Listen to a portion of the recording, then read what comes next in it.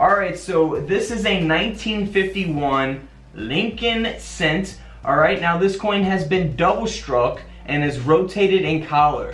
You can see that it's not in the best condition. It is graded by NGC at an extra fine 45, but we see that double strike here taking place on the coin. You see that 1951 here on about Lincoln's chest, and then you can kind of see the outline of Lincoln going through there, and then also here on the lettering of the coin on the phrase "In God We Trust," we have that taking place. Now here on the reverse of the coin, you can see that as well. We see that going through 1 cent. You see the other E going through the O and 1.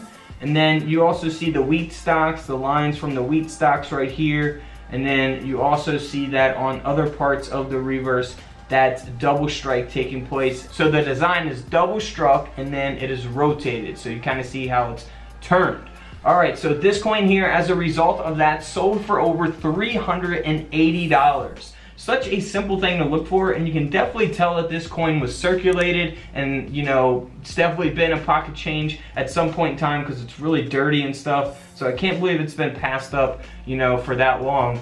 And man, someone made out on this coin. Alright, so I always talk about this. I want to show you guys one from 1955 that is graded at an AU 58. Because no matter, really the condition of the 1955 double die penny, these coins are always going to sell for some pretty good money. So we see the doubling, extreme doubling on the 1955 Lincoln penny. So always look for that on the lettering and on the date of the coin. This coin sold for over $1,600. So if you have it in really, really good condition, it's going to sell for even more. If it's in worse condition, obviously it's going to sell for less. So it all really depends on the grade. If you find a 1955 double die, I would 100% send it to a coin grading company to have it authenticated. Now here is a 1957 D mint mark. Now this is pretty cool. This is a peeled lamination error taking place here on the obverse, the front of the coin. And you can look for this on a lot of different coins. Lamination errors happen on many different coins. So not just, the 1957 penny, but there's tons of, different types of looking laminations out there. So always be on the lookout for strange things like this, because this coin sold for over $110. Not too bad for a 1 cent coin. All right, next up for this Lincoln penny, this is a 1957 wheat penny. And it's been double struck and rotated in collar, similar to the first coin that we looked at. But this one is really difficult to, notice unless you're really probably looking at it underneath a microscope or so. So you can see that there going through the eye, the head of Lincoln, and then on the lettering. And then we also see the lines going through Lincoln's chest there and side shoulder up to his neck. So that is taking place. You can see that this coin has definitely been circulated as well, and this coin sold for over $240. Not too bad there. Moving on to a 1964 double die reverse. Now this coin looks pretty normal. It is graded at a red brown, a mint state 64 red brown. So there's red, brown, and brown pennies. I have a whole video explaining that on my channel, the difference of those. And here's some images of doubling on a 1964 penny, so you can kind of see examples of what that doubling looks like. And as a result of that double die reverse, this penny here sold for over $65. So nothing too crazy, but still a $65 coin. Alright, now the famous 1969 Lincoln cent. Alright, now this coin is graded at an AU 53, and it's got that double die obverse. It looks like it's in terrible condition, right?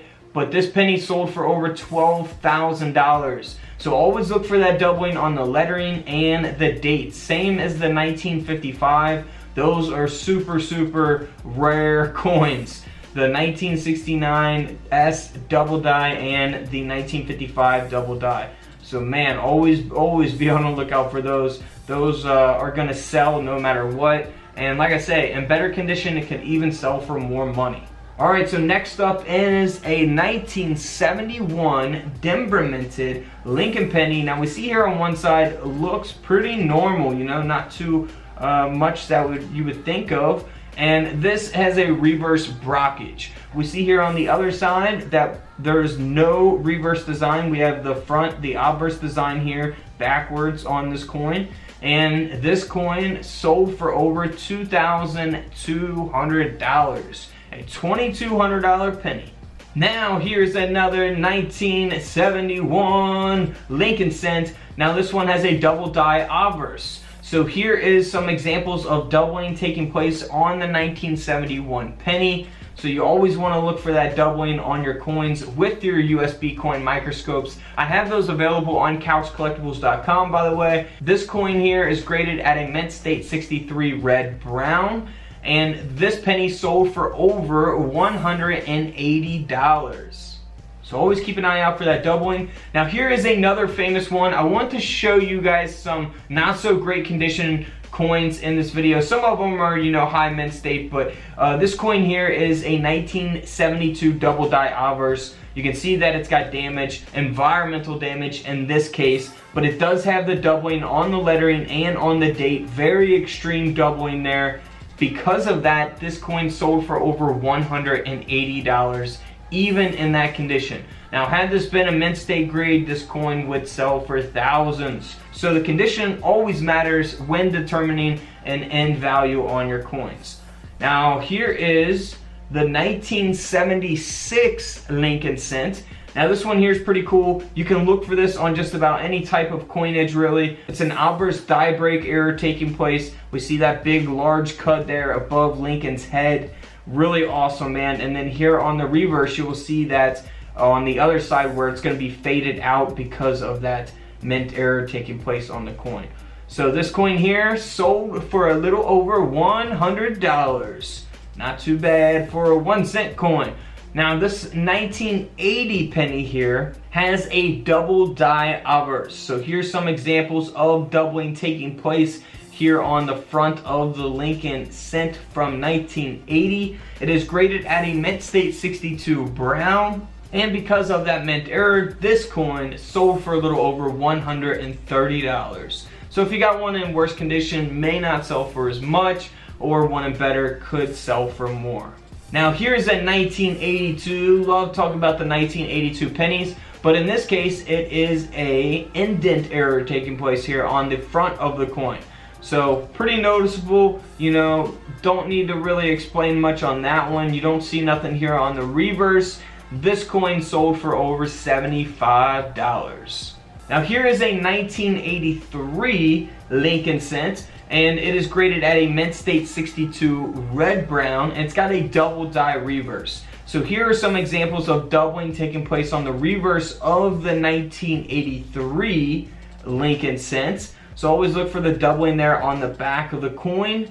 And because of that doubling, this coin sold for a little over $100 as well. You know, had it been a high mint state grade, you know, it would have sold for much more money. Here is a 1990 D mint mark. Now this is one of my favorite type of coins. Boy, would I love to come across something like this, because this penny sold for over $5,000. Looks perfectly normal, right? You see here on the front, you know, it looks pretty normal. After 1982, they stopped making pennies that weighed 3.1 grams on copper planchets. This is 1990, so somehow a 1990 penny was struck on a copper planchet pre-1983. So if you find a 1990 that weighs 3.1 grams or any other penny past 1982, you might be in for some good money, because like I said, $5,000 for this coin. It is supposed to weigh 2.5 grams or in that area, because they are zinc pennies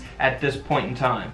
Alright, so let's move on to the next coin. This is a 1995 Lincoln cent. Looks, you know, kind of damaged on the front, but that is a result of a strike-through error taking place on this coin.